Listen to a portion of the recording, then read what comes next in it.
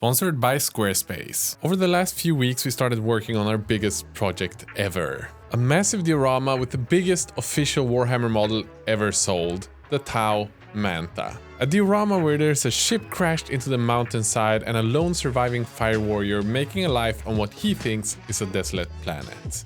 We already showed you our plan for the diorama and how demanding it was to build. And if you want to check out those videos, we got a playlist for the entire thing here. But today we lay the foundation.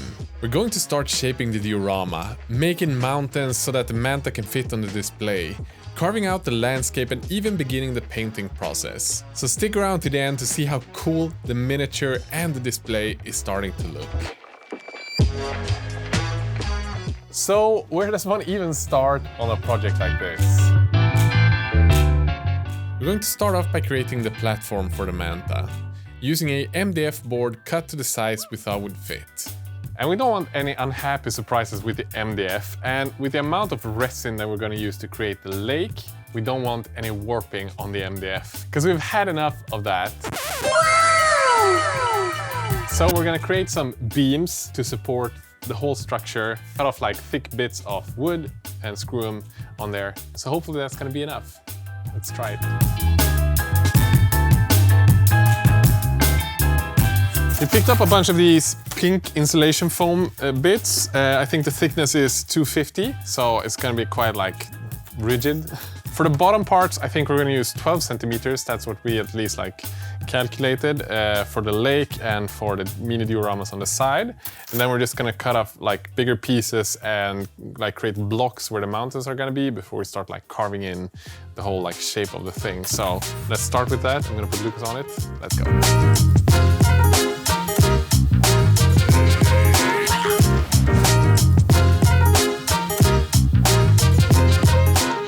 And before we start gluing stuff in place, we make sure that we have a nice sketch on top of everything, drawing out where the mountains would be, where the lake is.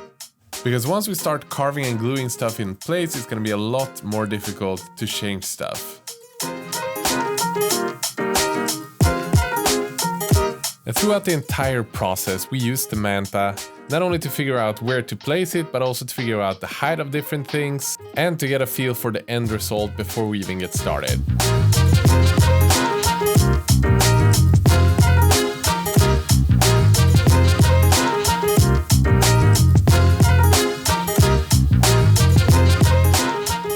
So, before we glue the two bottom sheets together, we're going to cut out a tunnel between them, running from the lake to the back piece of the diorama.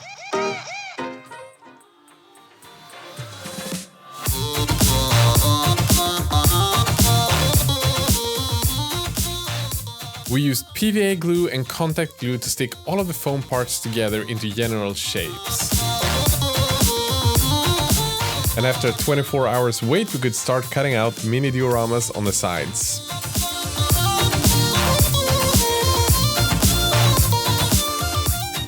Okay, so contact glue, guys, it did not work well with the XPS foam, the PVA. Stuck very good, so this one was perfect for the bottom layers, but this one, yeah, let me show you. But I think in the future we're gonna use like the hot glue gun and use that because that's gonna be a lot faster and it's gonna dry in like no time. And we know that that sticks, so that's probably what we're gonna do. But yeah, it's time for us to start cutting the shapes of the mountains, and this is actually the part that I'm most excited about this week. And when that is done, we're gonna add the rocks, but one step at a time. So we have this image as a reference for how we want the mountains to look. It's not gonna be exactly like that, obviously, in the end, but it's something that we're gonna aim for. So we're gonna try to cut like the tops of the mountains super thin, so it really has this sort of like thin mountain top side thing look. But yeah, here goes.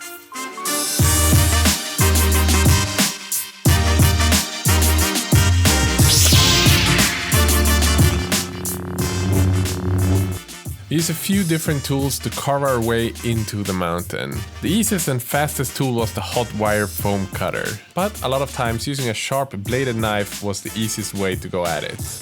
It just made it a lot easier to reach in some places and to get better precision. But generally the hot wire is the way to go.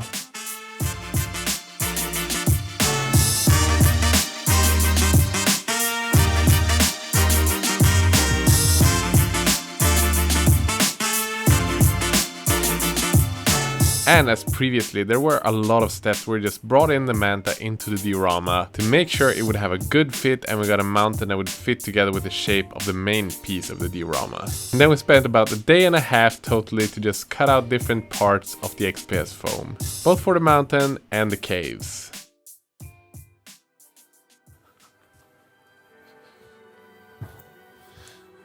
Hey dudes, you wanna know a secret? I know nothing about programming, but that never stopped me from making awesome looking websites.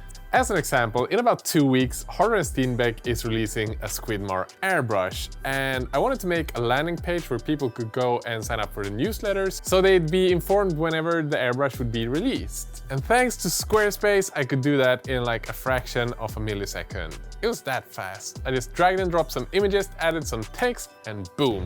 Now you can sign up for the Squidmar newsletter to find out when the airbrush is released. Maybe you have a website that you want to build yourself. You can try out their award-winning templates. It's completely free for 30 days. You don't even have to add any bank info or card numbers to try it out. You just follow the link down in the video description, and if you like it, you use the code Squidmar to get 10% off.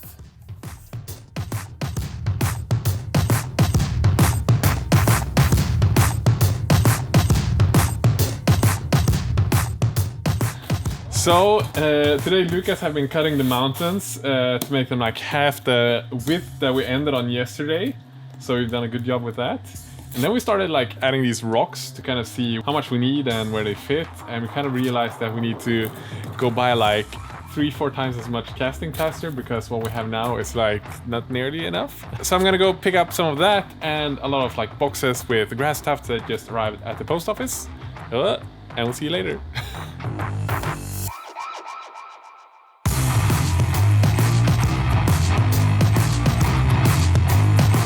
On top of the casting plaster, we also picked up a few kilos of cork bark.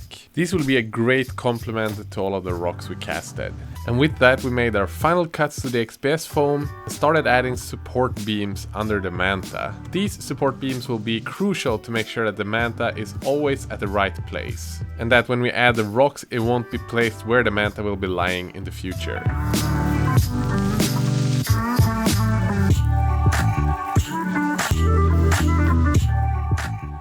The Manta's in place. All the support bits. We're supported with some styrofoam, and now we're gonna replace it with some Plaster rocks. good looking stones.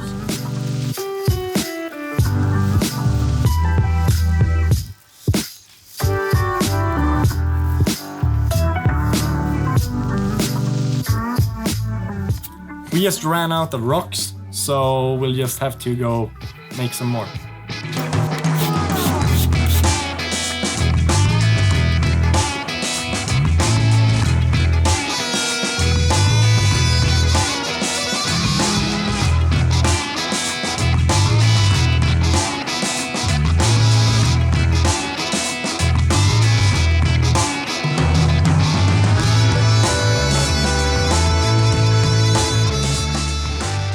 We then started using more and more cork bark at the front of the diorama, because the front side of the mountain had a lot of curved areas. And it was just a lot easier to bend the cork bark around these than to use these hard plaster bits.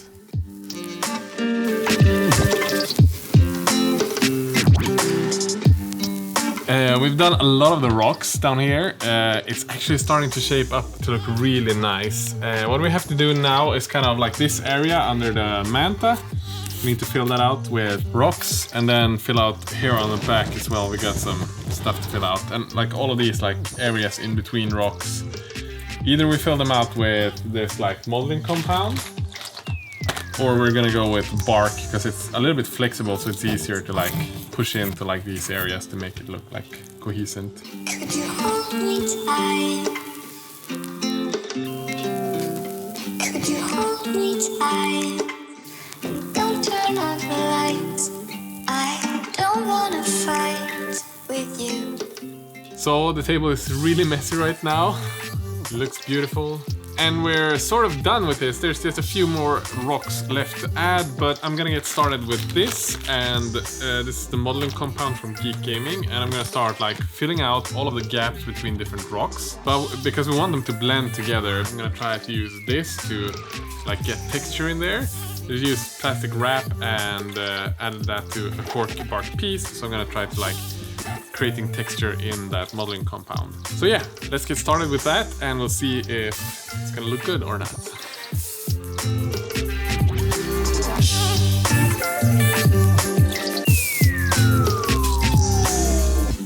Hold me tight. Could you hold me tight? We had to make a shift. We tried first with the modeling compound, but it's too much like paper in it. It's sort of like papier mâché mixed with plaster, and it's really hard to like sculpt with it. It's perfect for like flat surfaces, so we're gonna use it for where we're gonna have dirt and grass and stuff like that. But here around the rocks, I don't know, maybe I have too high standards, but I started like sculpting, so I have this like air dyeing clay from Das. It looks quite good. Like this is something in between here that's sculpted. Now I'm gonna do that for the rest of the mountain as well. Let's go.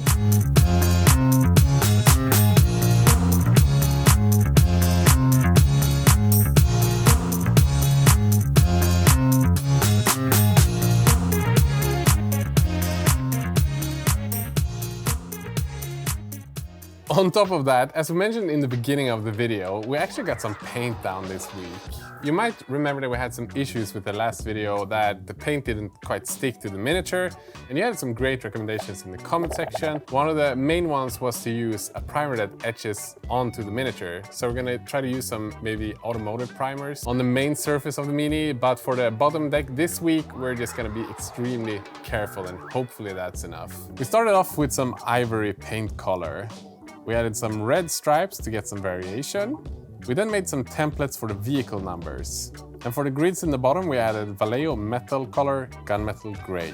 When that was done, we slapped a huge amount of streaky grime on everything and then gently dabbed most of it off with a cotton pad. And with that, the groundwork for the bottom deck is done. We're gonna go back to this and add some grass tufts and maybe add some crashed vehicles, we're not sure yet, but for now, the bottom deck is done. For the next video in this series, we're probably gonna jump on doing either the Tyranid part or the Gene Stealer Cults part of the diorama. So if you have any ideas surrounding these two, please let us know in the comment section now, because that way we have time to kind of adjust it before we start working on it. But some of the ideas you had for the like main piece was to use Manta letters. They have their own alphabet, so we could use that to write down the top patrons' names on the gravestones. So if you're a top patron, let us know if you want to have the tout translation of your name or if you want to have regular letters so that all the people who watches the diorama can see your real name. Another great idea you had was to try to use maybe some fiber threads for the LED lights. So we're gonna order some of that and try it out and see if we can make it work. Otherwise, we're just gonna use these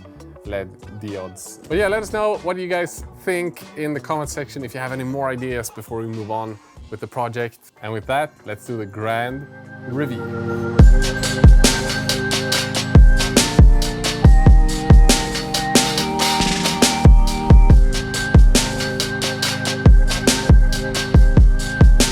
And we are about 160 hours into the diorama so far, together with the building, of course, of the miniature and all of the planning.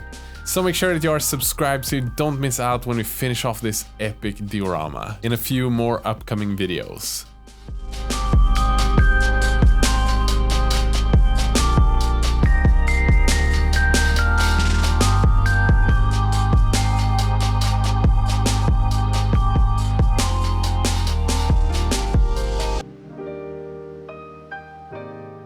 And again, massive thanks to all of the patrons. You guys are amazing. Special thanks to all the top patrons. Thanks to Squarespace for sponsoring this video. Check out the link down below.